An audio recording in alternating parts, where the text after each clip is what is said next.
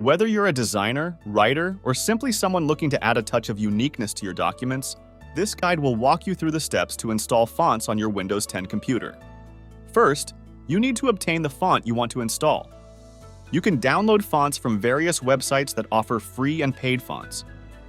Make sure to choose a reputable source to avoid any potential security issues. I'll drop some links in the description below that provide free fonts for download. After downloading the font file, it is usually saved in your Downloads folder or the folder where you chose to save the file. Double-click on the font file. This will open a preview window displaying the font. In the preview window, you should see a button at the top that says Install. Click on this button. Windows will now install the font. Once the font is installed, you will see a confirmation message. The font is now available for use in various applications on your Windows 10 computer.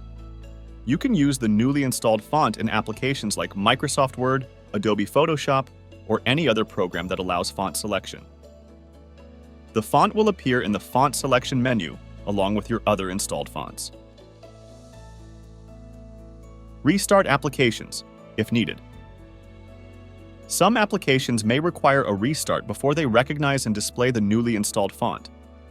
If you can't find the font in a specific application immediately after installation, try restarting that application. If this video was helpful to you, don't forget to like it, and make sure to subscribe to my channel for more informative and educational videos.